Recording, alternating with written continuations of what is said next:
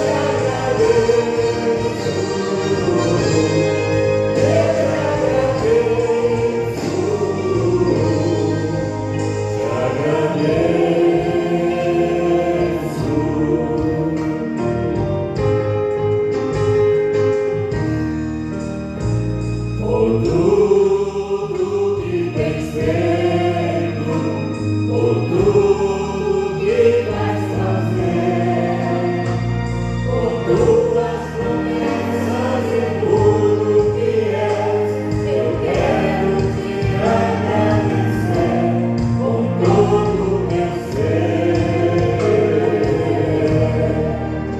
Te agradeço, meu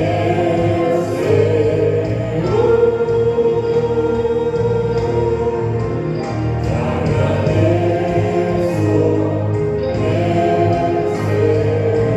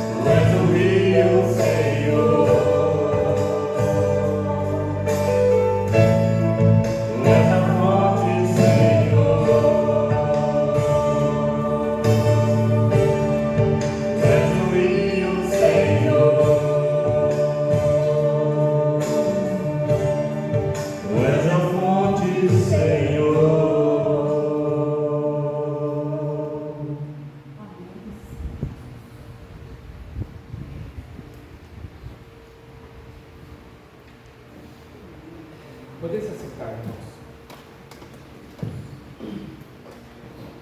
Para os pecados, na próxima quinta estamos estudando o livro de Êxodo, capítulo 20. Estamos entrando no segundo grande mandamento do Senhor: não ter outros deuses além do Senhor, que é o nosso Deus. Como é um feriado, né? Se vocês puderem estar participando, vai ser uma bênção aqui na casa do Senhor. Outros recados que tem para dar, irmãos. Próximo dia 23 de setembro, guardem esse dia, é o dia que nós vamos ter a nossa assembleia regular, a assembleia onde nós vamos prestar as contas da nossa parte financeira, atualizar a leitura das atas, para a gente poder encerrar as atas passadas, e vamos ter a transferência, a movimentação dos membros da igreja. Dia 23 de setembro, vai ser no sábado, vamos estar reunidos aqui a partir das 19 horas. E também nesse dia, nós vamos ter a Assembleia Solene. Nós temos os irmãos que vão estar se batizando, o batismo vai ser no dia seguinte, dia 24 de setembro, vai ser pela manhã. Então, participem para prestigiar os nossos irmãos que vão estar também passando pelas águas do batismo, tá? Próximo dia 16 de setembro, a primeira igreja batista de Macatuba, ela vai estar comemorando mais um aniversário, e nós somos convidados pelo pastor Hilton a estar participando juntamente com eles, então vamos nos organizar aí para a gente poder estar lá. Vai ser dia 16 de setembro, vai ser um sábado à noite, se os irmãos puderem participar, vamos todos juntos lá, para a gente poder chegar, porque é uma igreja, uma congregação que tem muita laço de aliança, amizade, juntamente aqui com o Lençóis Paulista. Se os irmãos puderem estar juntamente conosco lá, indo lá participar dessa festividade, vai ser uma bênção. O pregador que foi separado para esse dia vai ser o pastor Hugo, da Igreja Batista do Sorinho de Bauru. Ele é presidente da Associação Batista Centro-Oeste, Centro-Estado de São Paulo. Ele vai estar trazendo a palavra nesse dia. Amém? Agora é o momento de nós cantarmos o hino, o momento que nós separamos também para a gente poder chegar e dar os nossos dízimos das ofertas. Vamos ficar em pé, os irmãos que enquanto eles vão estar entoando o hino. Sinta-se à vontade no seu coração, em nome de Jesus.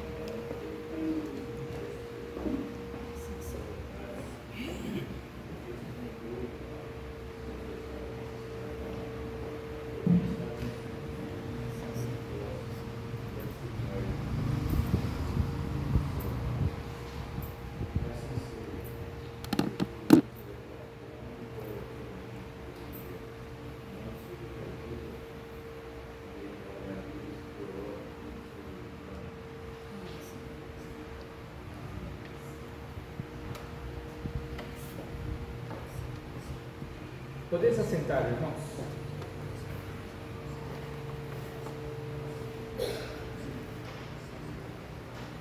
Pega suas Bíblias.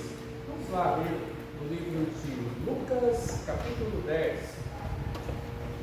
Vamos ler uma passagem muito conhecida da maioria dos irmãos.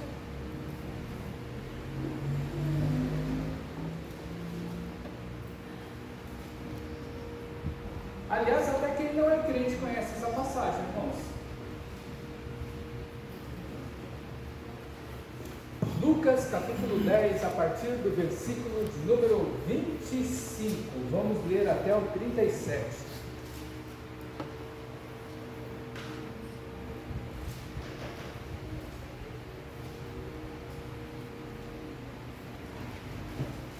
A pergunta que eu vou fazer para vocês, guardem no coração de vocês.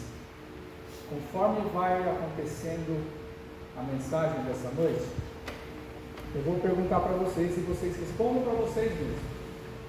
Com quem você vai se parecer nessa passagem? Todos acharam? Prestem bastante atenção. Assim que terminar, eu vou fazer uma outra pergunta. E aí eu quero que vocês me respondam. Versículo 25 diz assim: o título da minha Bíblia está escrito O Bom Samaritano.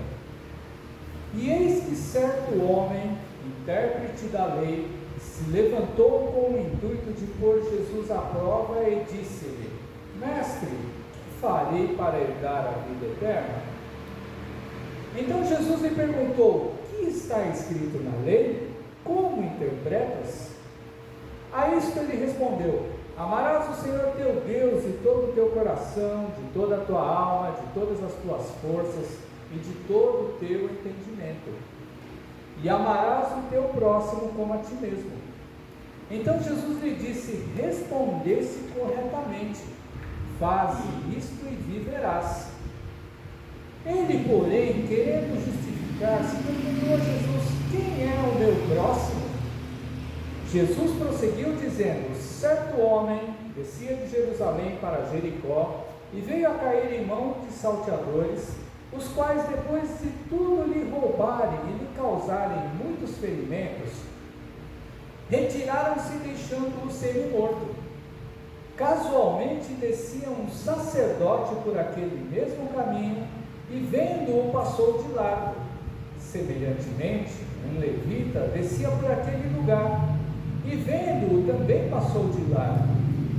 Certo samaritano que seguia o seu caminho passou de perto e, vendo-o, compadeceu-se dele. E, chegando-se, pensou-lhe os ferimentos, aplicando-lhes óleo e vinho, e, colocando-o sobre o seu próprio animal, levou-o para uma hospedaria e tratou dele. No dia seguinte, tirou 2 denários e os entregou ao hospedeiro, dizendo: cuida deste homem, e se alguma coisa gastares a mais, eu te indenizarei quando voltar. Qual destes 3 te parece ter sido próximo do homem que caiu nas mãos dos salteadores? E respondeu o intérprete da lei: o que usou de misericórdia para com ele. Então lhe disse: vai, e procede tudo de igual modo. Amém? Bom, eu fiz uma pergunta para você depois do final da mensagem, você responder para você mesmo. Com quem você vai se parecer nessa situação? Essa passagem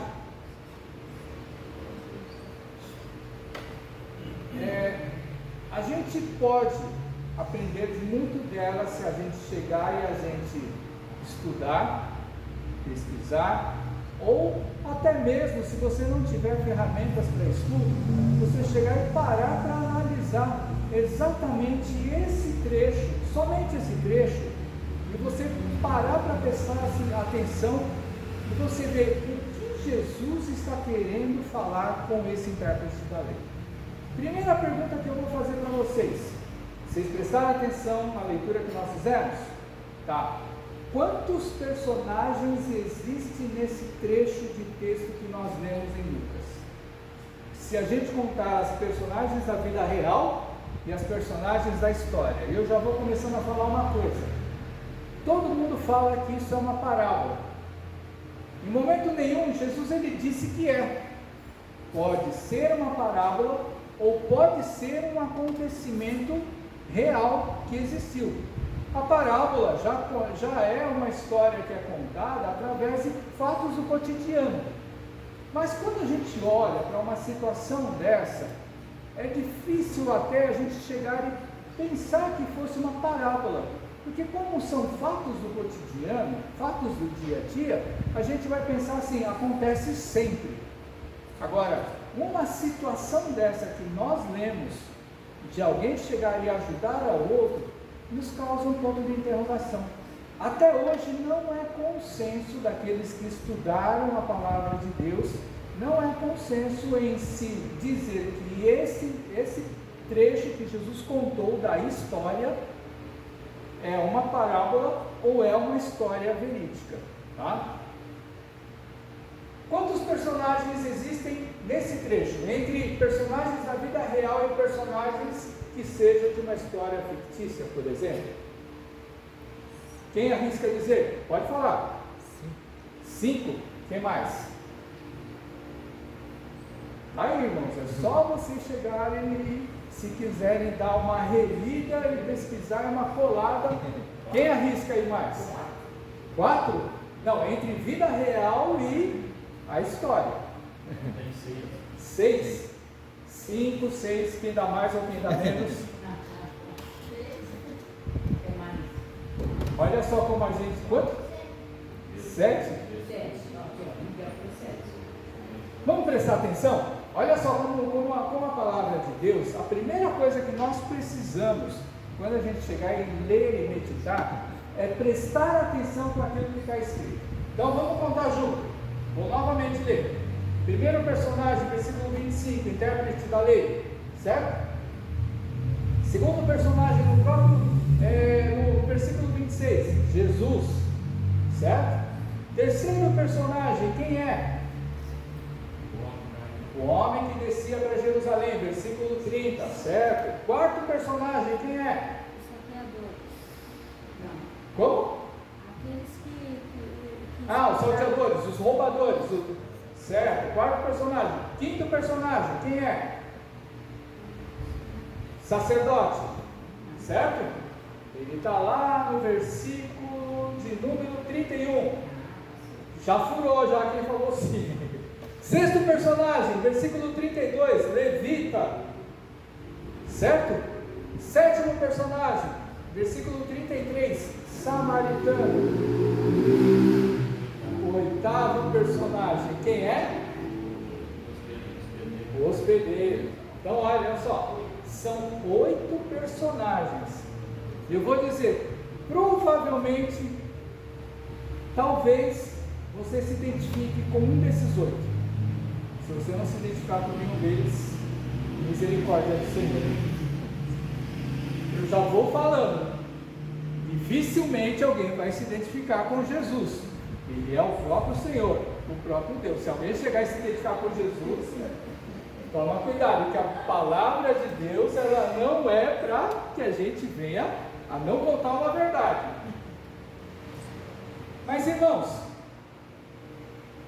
o interessante é essa passagem do samaritano, parábola ou história verdadeira, é uma passagem que acredito que todo aquele que já é convertido há algum tempo já ouviu falar pelo menos uma vez. Até quem não é crente já sabe dessa passagem, nem tanto, mas já sabe da história do que é ser samaritano. O que é ser um bom samaritano? É uma pessoa que presta bondade, que faz favores, que ajuda o próximo, não é isso daí? É isso que o mundo fala, e é isso também que a gente chega e a gente entende por essa passagem. Então, crente ou não crente, sabe o significado do bom samaritano. Aquele que não é crente, ele chega e fala do bom samaritano, aquele que faz favor, aquele que faz bondade, ele não conhece essa história, simplesmente é alguém que chega e presta bondade, gentileza para outras pessoas. Agora vamos pensar no seguinte: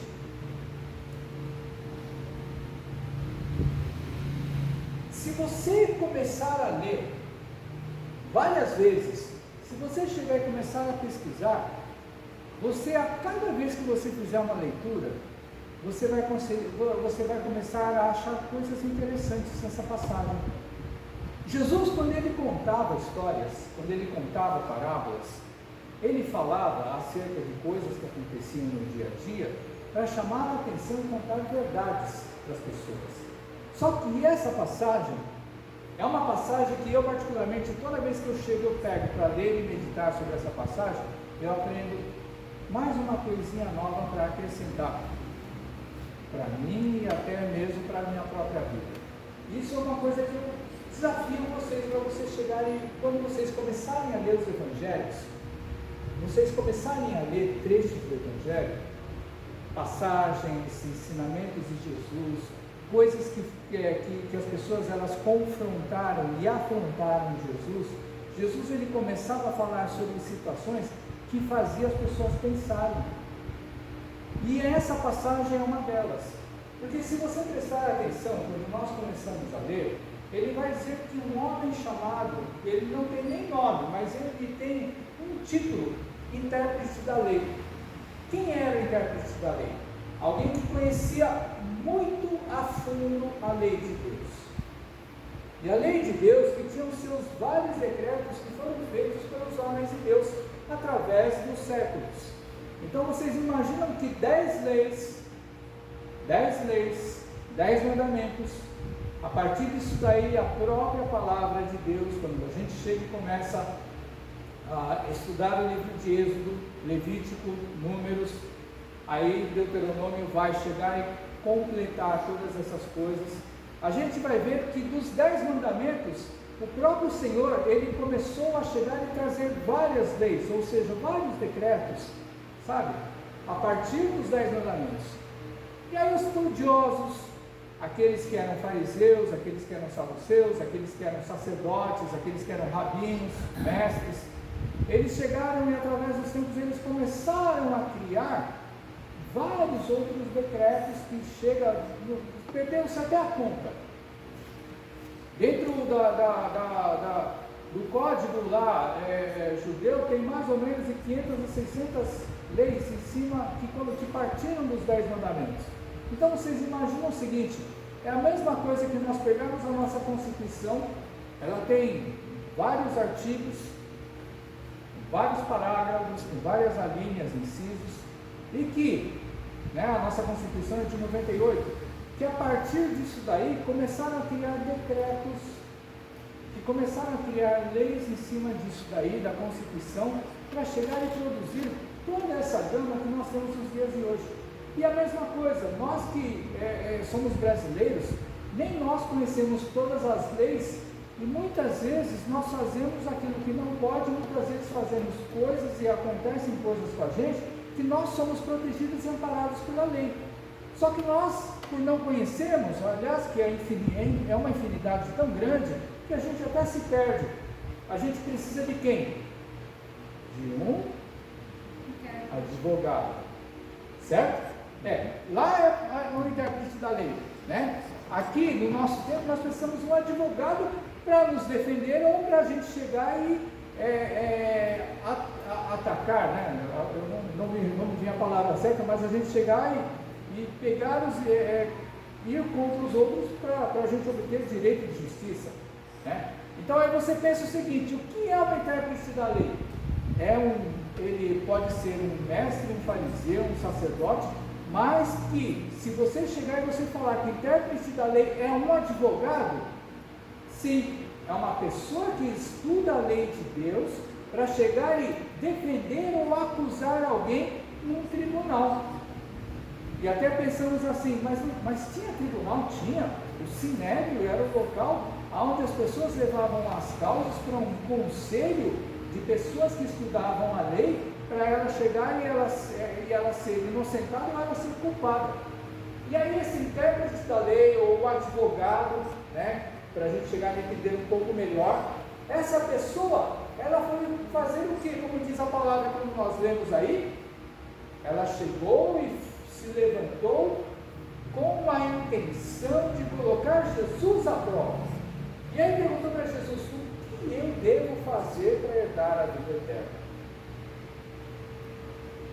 Isso era uma coisa assim, que o judeu em si, ele não vivia à base disso, porque ele buscava e procurava um Messias, um Salvador, para o tempo que ele vivia.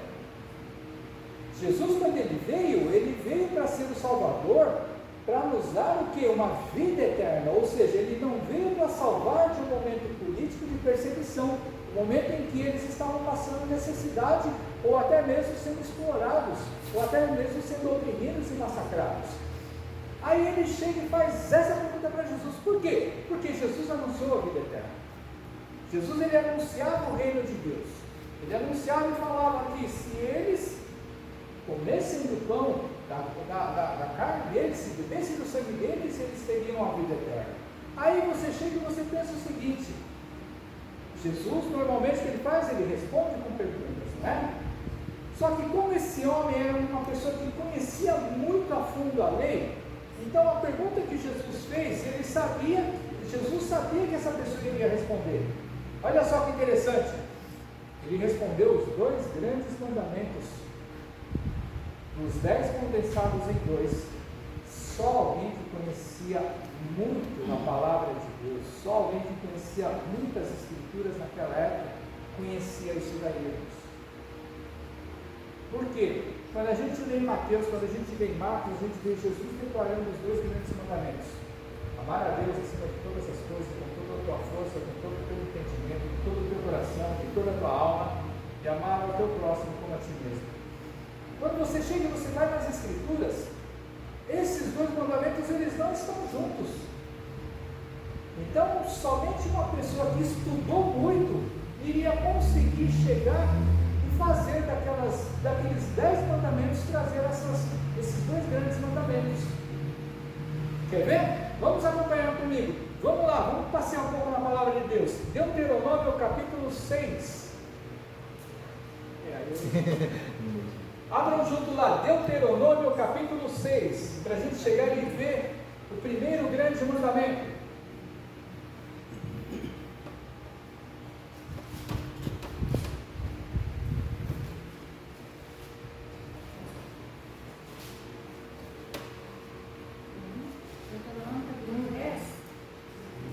Deuteronômio capítulo 6, versículo, deixa eu achar ele aqui, 4.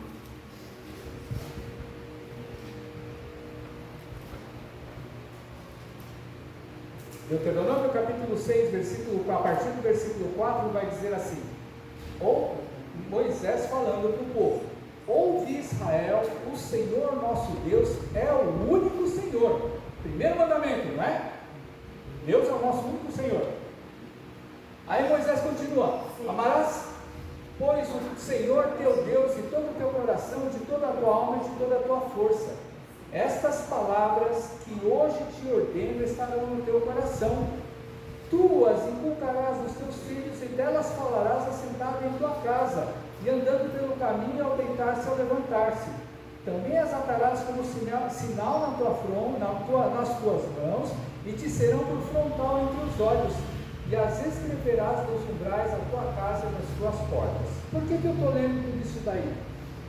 É para a gente poder entender o significado desse grande mandamento de amar a Deus acima de todas as coisas.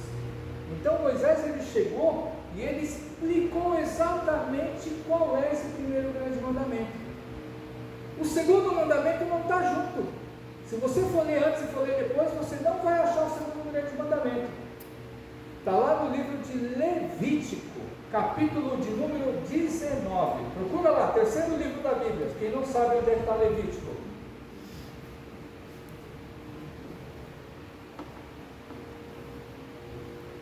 Levítico, capítulo 19.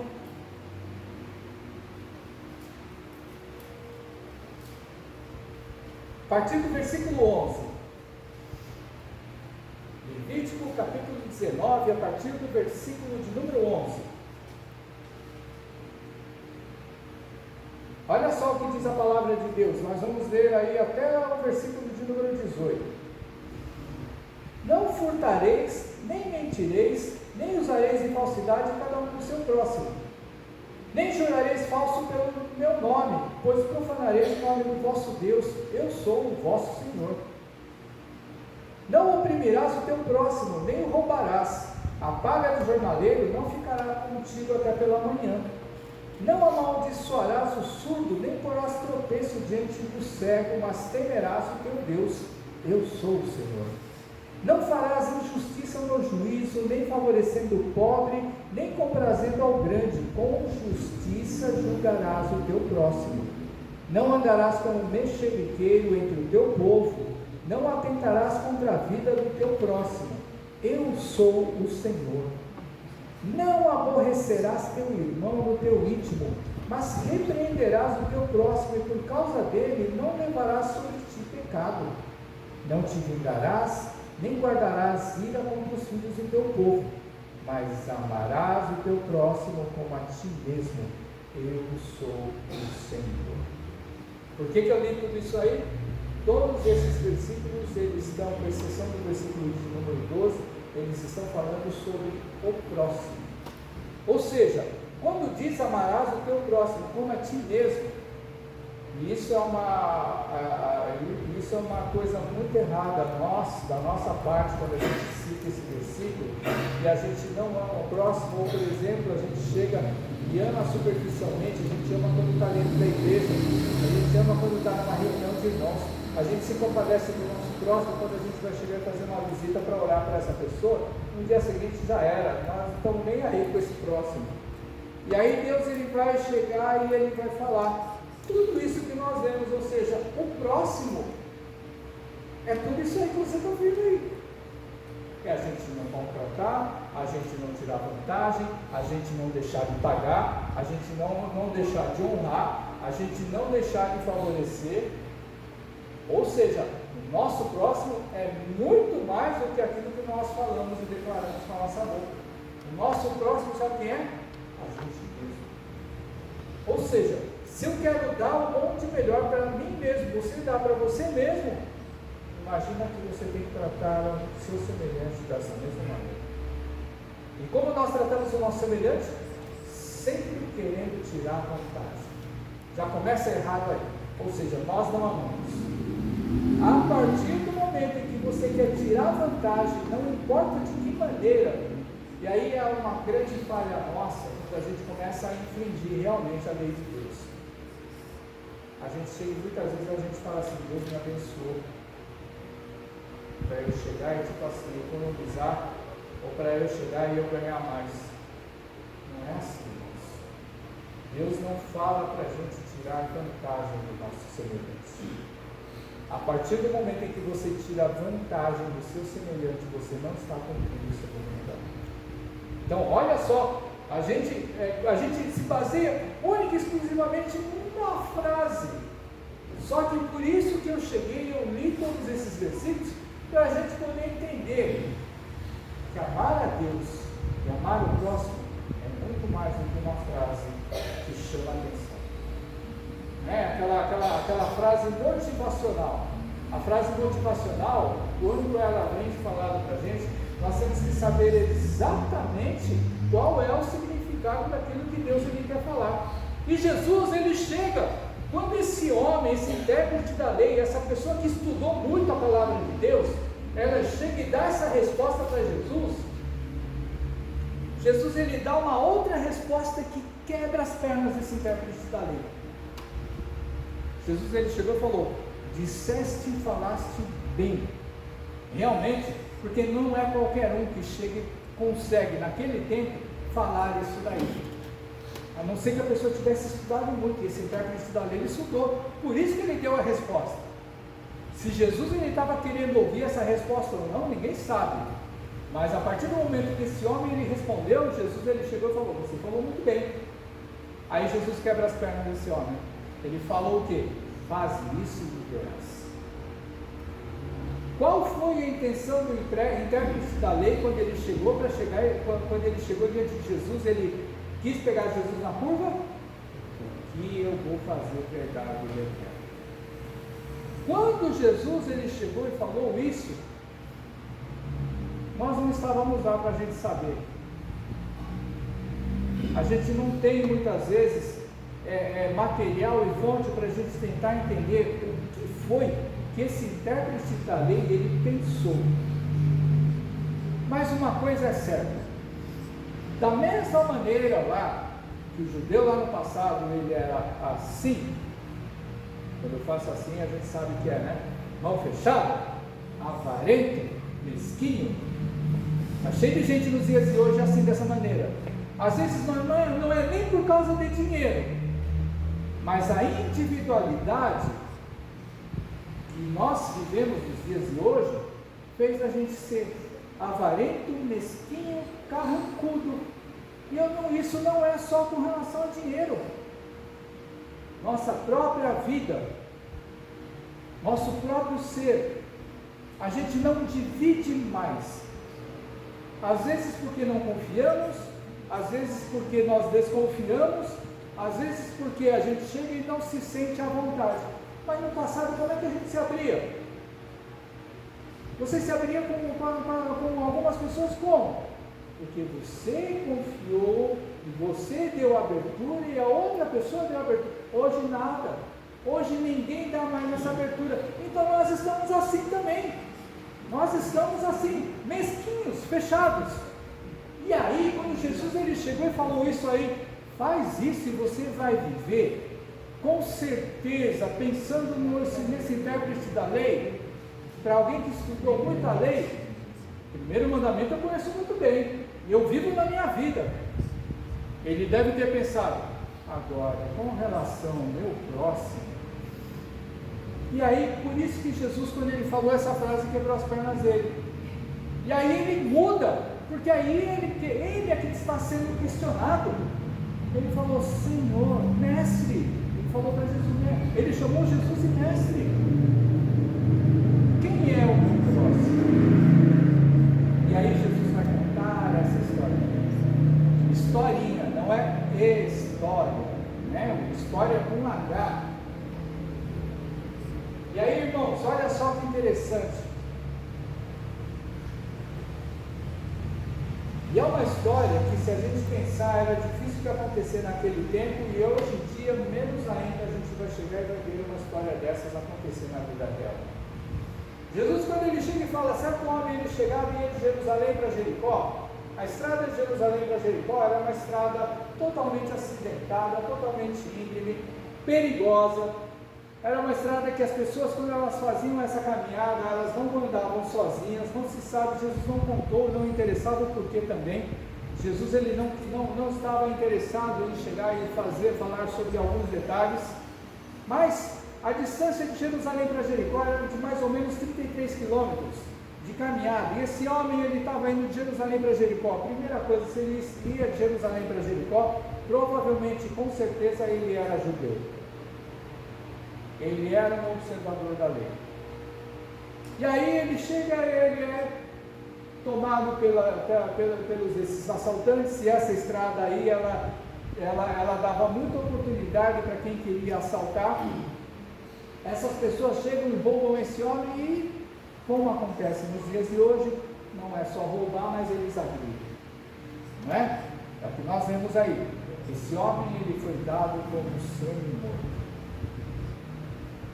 Também Jesus ele não explica quando ele começa a falar do sacerdote, começa a falar do levita, que eles estavam indo para Jericó, de Jerusalém para Jericó, e contam alguns historiadores que talvez eles tivessem ido para Jerusalém para chegar e participar de alguma festa religiosa, e eles estavam voltando. Também Jesus não se preocupou em dizer por que eles estavam andando sozinhos num lugar tão perigoso. Mas o sacerdote, tanto o sacerdote como o levita, eu vou contar esses dois personagens, que eles são têm praticamente a mesma função. Esses dois personagens, eles chegaram e dizem aí, como está na sua Bíblia, ao ver o homem, eles passaram de largo. O que é passar de largo? Imagina o seguinte, a rua tem duas calçadas, a da direita e da esquerda. Se o cara estava lá caído na direita, eles fizeram e passaram pelo lado esquerdo. Mais ou menos isso. Uma estrada acidentada, estreita, Os caras ainda conseguiam chegar e passar longe. O que é interessante é que, principalmente para o sacerdote, isso até vale para o levita também, porque o levita, o que era o levita? O levita, ele era um obreiro da casa de Deus, ele era um obreiro do tabernáculo, eles eram aqueles que guardavam o tabernáculo ou depois, posteriormente, guardavam o templo, eram aqueles que cuidavam dos utensílios do tabernáculo, posteriormente do templo.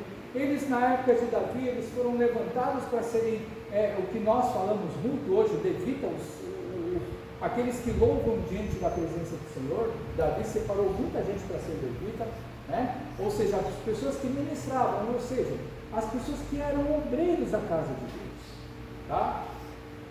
E aí, o sacerdote, ele também era aquela pessoa que naquele tempo existia para quê? Para sacrificar, para ensinar a palavra, para chegar ali na presença de Deus, para chegar e pedir perdão dos pecados do povo, dele mesmo, para ele poder se santificar e entrar na presença de Deus.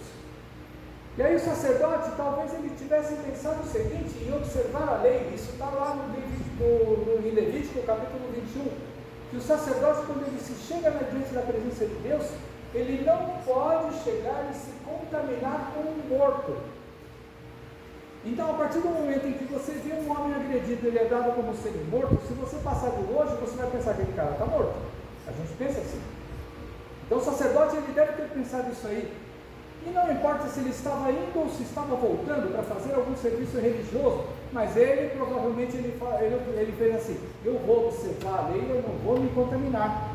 Porque a própria lei diz que se a pessoa tivesse contato com o morto que não fosse parente direto dele, ele estava contaminado e não poderia chegar e oficiar na casa de Deus.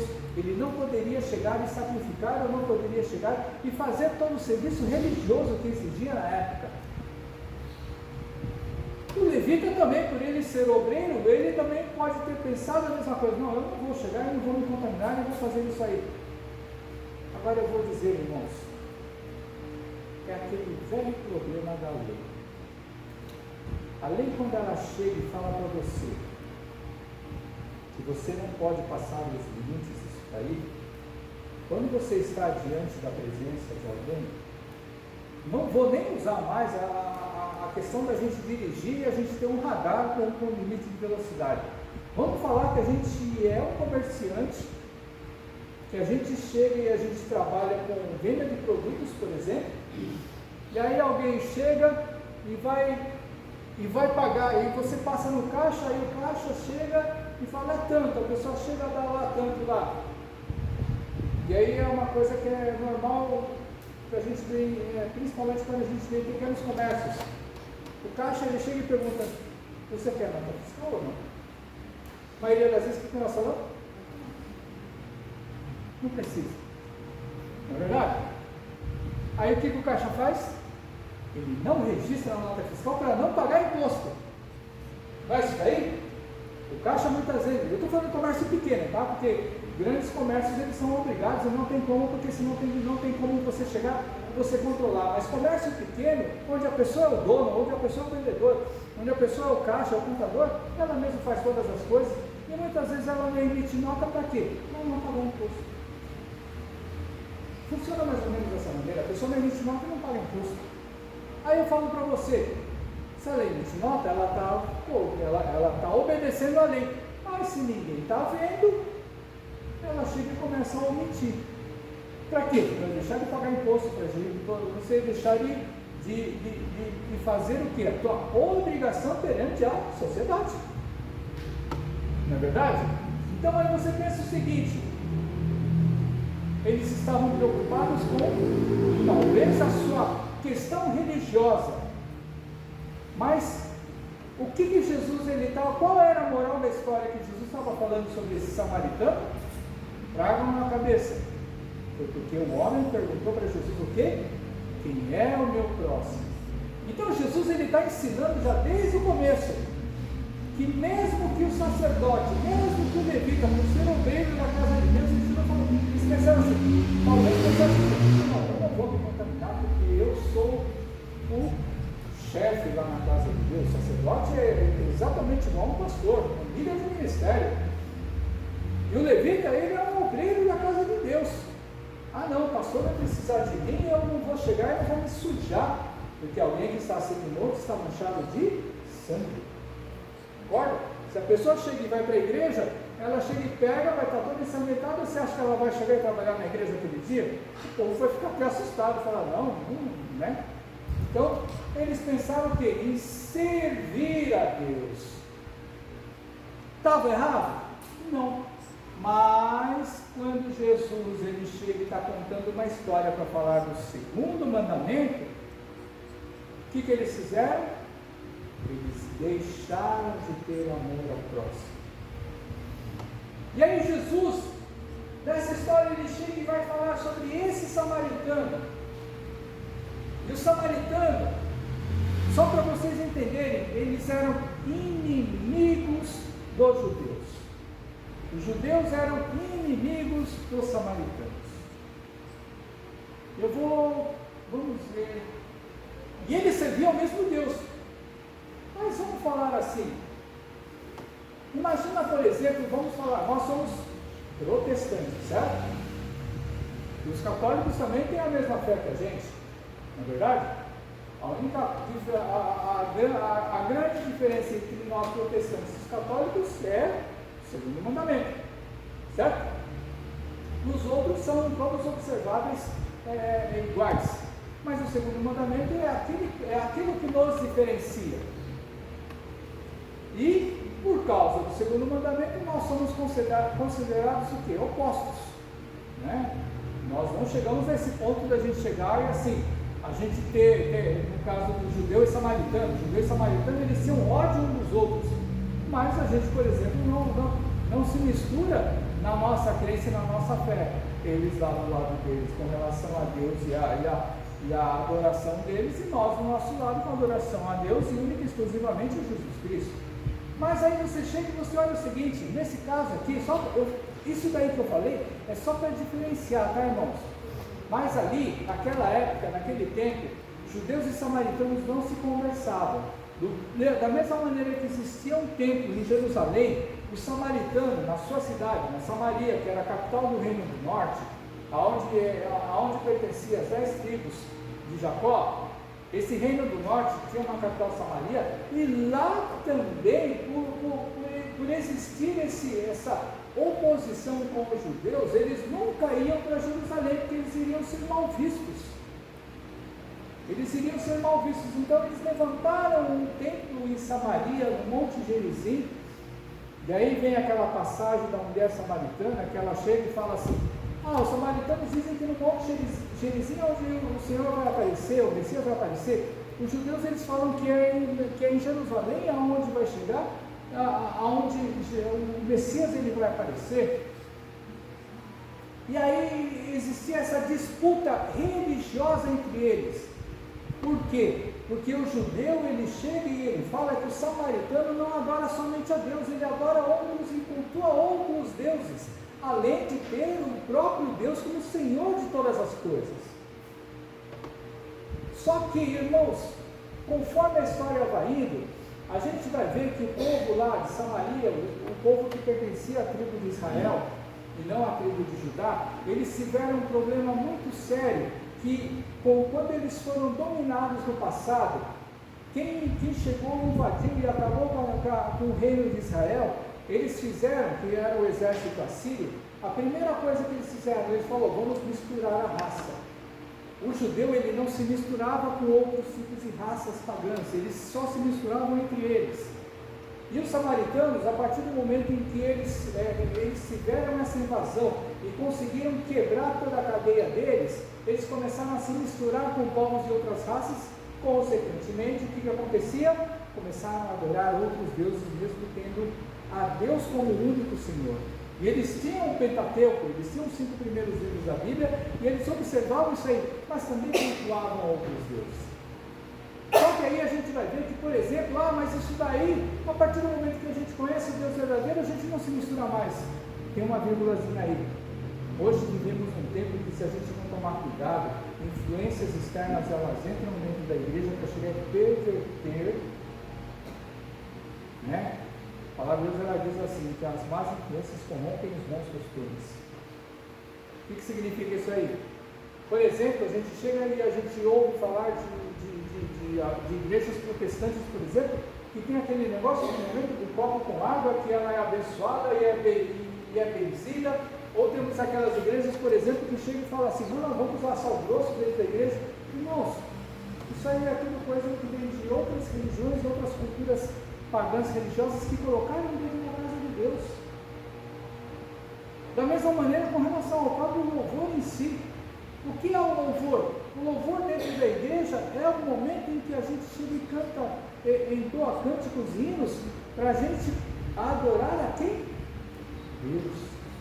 A partir do momento em que a gente começa a cantar músicas com letras para a gente exaltar a gente mesmo, isso não é correto da palavra de Deus. Então assim, quando vocês chegarem e ouviram falar de água benzida, de sal grosso, pensaram que eles estavam falando de determinadas igrejas dentro do nosso meio. Não, para a gente misturar e bagunçar tudo, a gente vai ver que determinadas músicas que a gente canta dentro da igreja, elas, se a gente for olhar que nosso culto e a nossa adoração tem que ser única e exclusivamente para o Pai, Filho e Espírito Santo, a gente vai ver que nós também muitas vezes misturamos isso daí.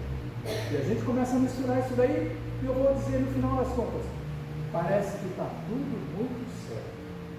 Só que Jesus, ele foi num ponto, aonde muitas vezes também nós esquecemos isso daí. Jesus, ele vai falar desse samaritano que ele chegou, desceu e ele olhou. O que foi que ele fez? Na minha Bíblia está escrito que ele pensou, né? O significado de pensar é ele chegar e assim, num ato de compaixão, num ato de misericórdia, num ato de piedade, ele chegou e ele olhou aquela pessoa semi-morta, ele catou ela, diz a palavra de Jesus, ele diz lá que passou vinho e passou óleo, né? O óleo ele tem uma propriedade cicatrizante, o vinho por ele ser alcoólico, ele tem uma propriedade antisséptica. Não se sabe se esse homem sabia disso ou não, mas era comum no passado as pessoas fazerem isso, sabendo ou não sabendo, se tinha propriedades terapêuticas. Tá? Esse homem ele chegou e fez o quê? Com Jesus na história, catou esse homem semi-morto, pôs em cima do seu cavalo e desceu lá. Esse homem só estava com o cavalo. Se normalmente uma pessoa está semi-morta, ela chega e ela vai estar deitada. Não tinha espaço para o homem subir no cavalo. O que ele fez? Que não diz aí, mas a gente vai pensando, ele foi andando. Irmãos, qual é a pessoa que quando vê alguém semi-morta no chão, ela chega e vai fazer isso aí? Tudo bem que a nossa própria lei, ela diz lá que a gente tem que chamar o SAMU, porque a gente não sabe qual é o estado que a pessoa pode estar ruim ali, que aí, às vezes quando a gente vai querer ajudar alguém acidentado, às vezes a gente pode chegar e até terminar de acabar com a vida dela, né? Com a saúde dela. Mas naquele tempo não existia SAMU, não existia resgate. Aquele tempo lá, se não ajudasse, ela com certeza ela morria lá, porque aí os urubus iam descer lá, se a pessoa tivesse morto, ia acabar de comer a carne dele lá.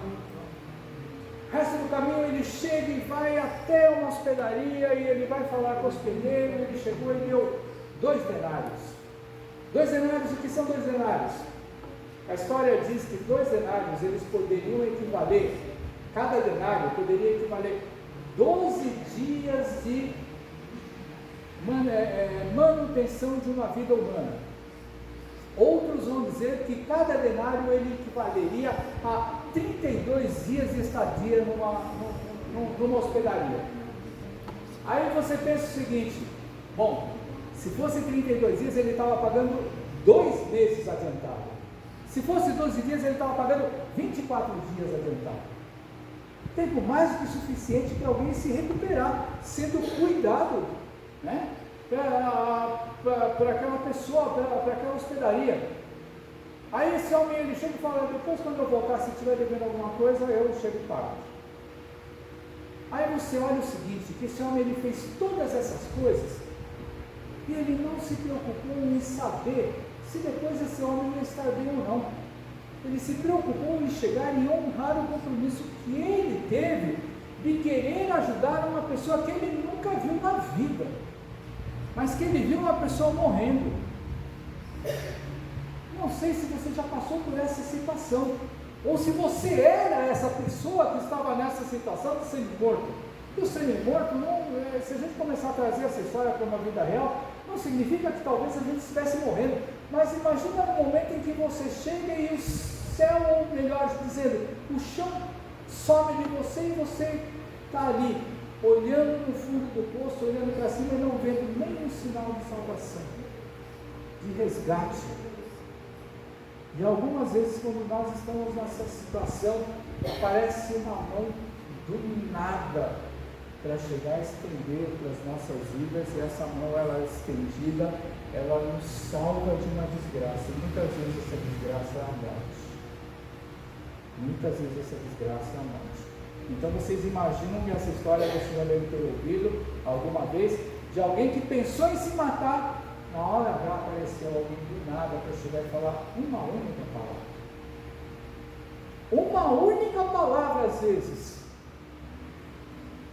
E era a palavra que a pessoa precisava ouvir. Aí, irmãos, Jesus ele chega e fala para esse homem: qual destes você acha que era o próximo daquele homem? Por causa da disputa, por causa da questão religiosa, aonde o judeu ele não aceitava que o samaritano falasse com ele do mesmo Deus. Era coisa feia, irmãos. Aqui a gente às vezes chega e fica falando de outras religiões assim. Naquele tempo era pior. Naquele tempo as pessoas elas se matavam por causa disso, se fosse preciso. Hoje não, hoje a gente leva tudo para a justiça. Mas a coisa era tão feia que quando Jesus faz essa pergunta para o intérprete da lei, que resposta ele dá? Mostra para mim o versículo lá. Ele não teve coragem de falar samaritano. Ele não teve coragem de falar assim, foi o meu inimigo. Ele não teve coragem, por quê? Porque eles vão dar um braço a torcer. Ele falou o quê? Misericórdia. Aquele que usou de compaixão, aquele que usou de amor, aquele que usou, sabe, de muitas vezes nós, na vida da gente, nós rejeitamos isso.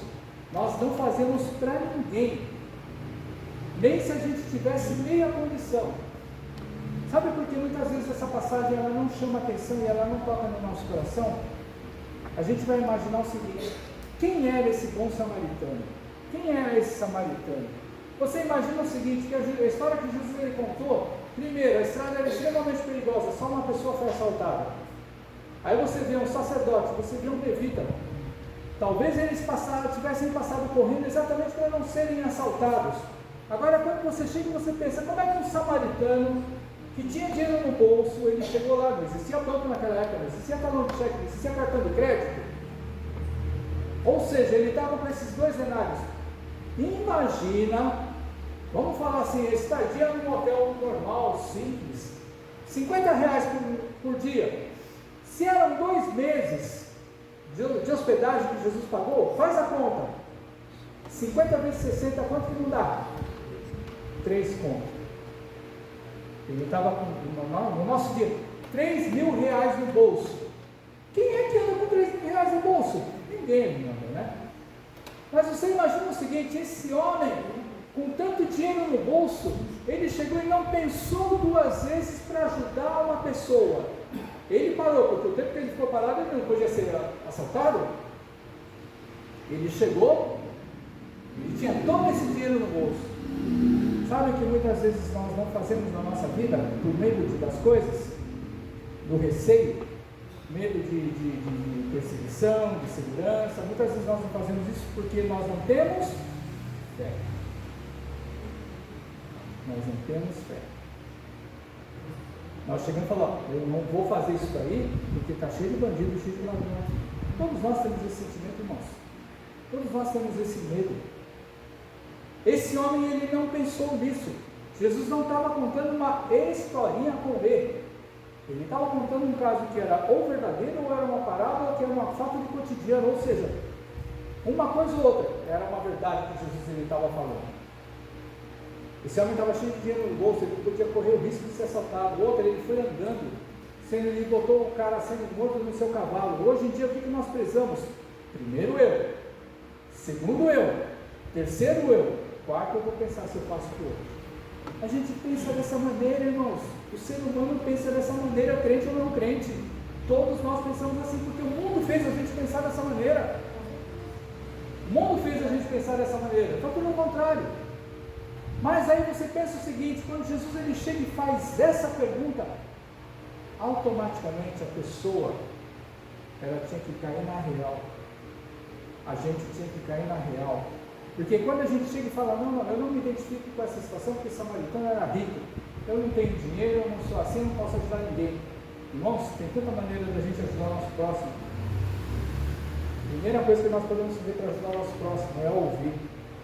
Quem vai ouvir desgraça dos outros no dia de hoje? Ninguém mais quer saber ouvir de desgraça dos outros. Por quê? Porque a pessoa começa a passar mal também.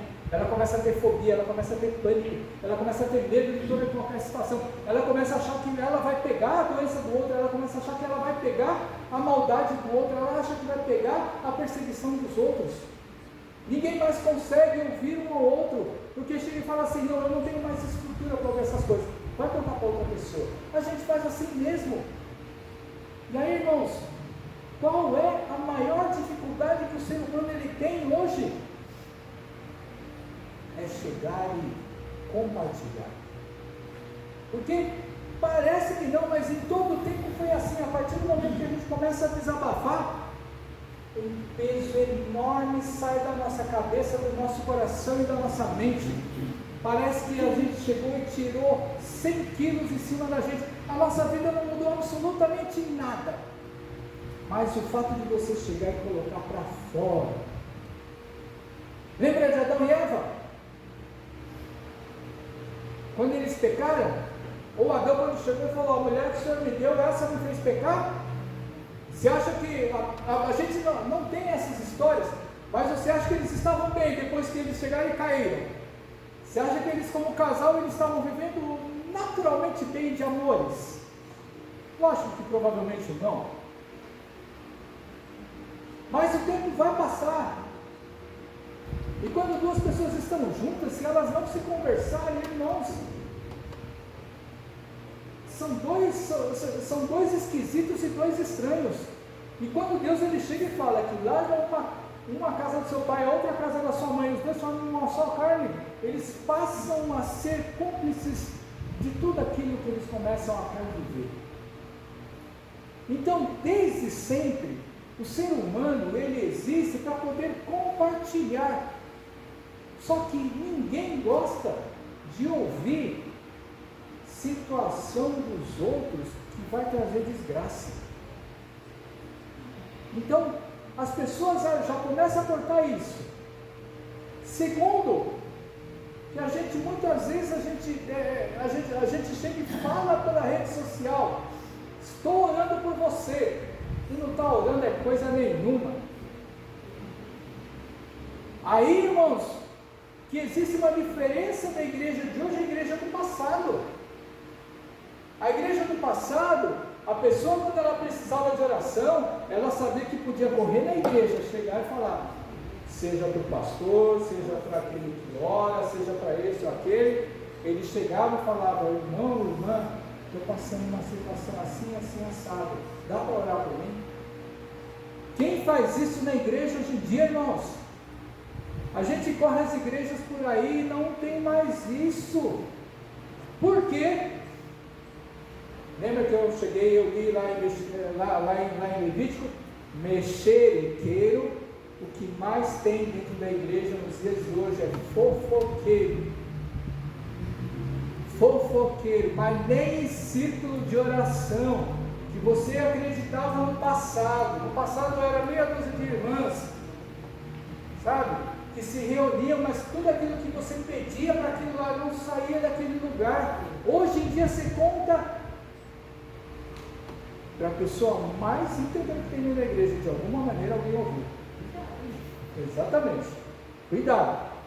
A igreja inteirinha fica sabendo, misericórdia, às vezes que as pessoas estão passando coisas que são vergonhosas, coisas que são constrangedoras.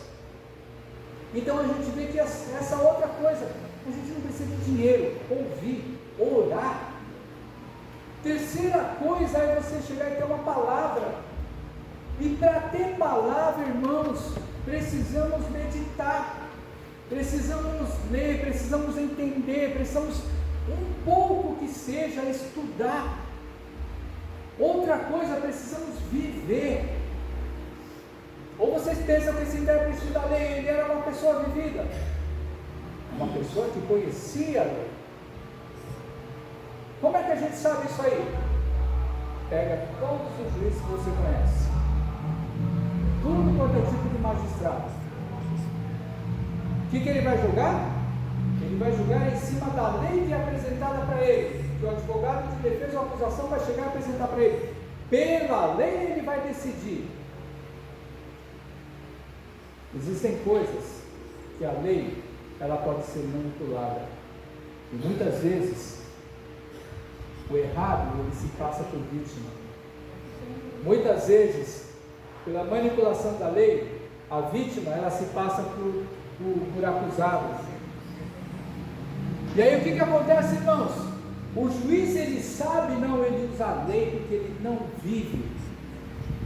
Aquele que vive sabe aquilo que é certo e que é errado, porque está sofrendo na pele, está passando na pele. É a mesma coisa, e eu não estou falando que eu sou contra psicólogo, não.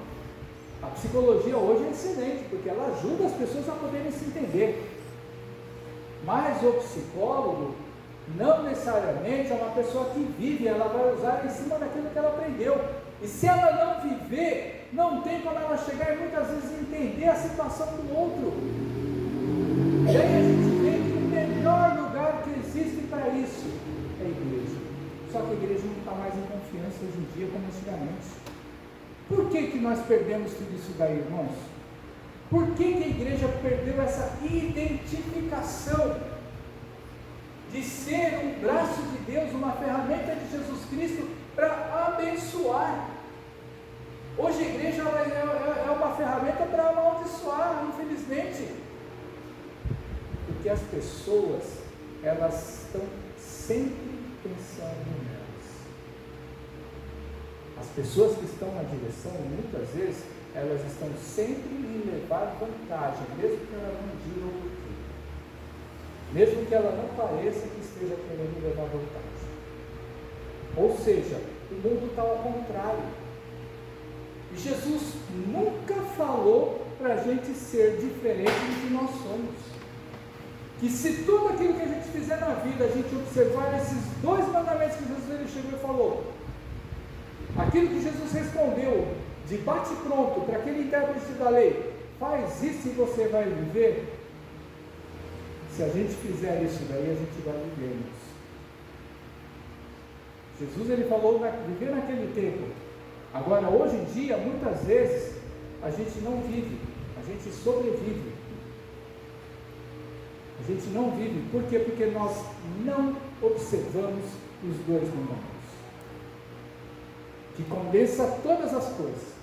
Ou nós entendemos os dois mandamentos de uma maneira errada ou superficial. Agora eu vou falar para vocês, irmãos.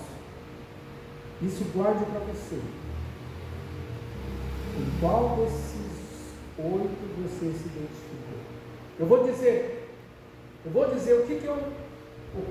a conclusão que eu cheguei de cada um dos 8 que você ouve e guarda para si.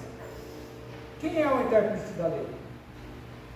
É um doutor, é um advogado, uma pessoa que conhece muito demais a teoria, é um teólogo. Normalmente muitos teólogos, não todos, né, mas uma boa parte dos teólogos são teóricos, ou é um profissional de uma área. E os profissionais, eu falo, os profissionais de hoje em dia que são formados não são iguais aos profissionais de antigamente. Só vou dar um exemplo, e é o que dizem, não vou falar que é verdade ou que não. porque eu posso ser acusado disso aí. Mas dizem que os médicos antigamente, eles sabiam fazer tudo. Você se consultava num clínico geral, ele se passava por qualquer tipo de especialidade e ele te dava, na maioria das vezes, o quadro exato daquilo que você está passando. Hoje em dia você vai no especialista, os médicos formados hoje em dia, isso é o que eu falo, né, irmãos? Eu não estou falando isso aí porque eu falo o que dizem, mas hoje em dia você vai nos especialistas formados hoje em dia, dizem que muitos deles não sabem nem verificar a pressão do indivíduo. Só para a gente entender. Então, ou seja, muitos profissionais hoje em dia, eles são teóricos, sabem, mas não têm prática. O homem que ia de Jerusalém para Jericó era alguém do povo da igreja. Aqui ele era judeu, para nós no dia de hoje ele é um crente. Salteadores, isso daí tem em todo lugar, né? Ladrões, aproveitadores, não precisamos falar mais nada disso aí. Mas dentro da igreja, dentro do reino de Deus, está cheio de aproveitador também. Não é só lá fora no mundo. Sacerdote, um líder religioso naquela época, e hoje ele é semelhante, é comparado a um pastor, um líder de igreja. Levita, ele era um religioso da área do louvor, naquela época da casa de Deus. Para nós hoje, qualquer tipo de obreiro. Samaritano, era alguém do povo que tanto poderia ser crente como não crente, mas com certeza era alguém que tinha um coração aberto, caridoso, benigno, bondoso e longânimo. Esse tipo de gente, você pode reparar, todo mundo que fala que é, desconfia, porque aquele que é assim como o samaritano, ele não mostra, ele faz. Agora eu espero que nenhum de vocês, e Jesus é lógico que eu não vou pensar nem falar porque ele é Deus, então se alguém se chegar a se identificar com Jesus, você já não está falando a verdade. E por último, um hospedeiro. Eu espero que você nunca pense que você seja um hospedeiro, tá, irmãos? Por quê? O hospedeiro aqui nessa história é alguém que ninguém percebe, é uma pessoa que só está no contexto por estar, para preencher um espaço de uma história. E eu vou dizer, na igreja de Deus está cheio de gente que é hospedeiro. Está cheio de gente que é hospedeiro. Uma pessoa que está por estar, que não faz diferença nenhuma se ela não estiver, e que não está preocupada em querer aparecer.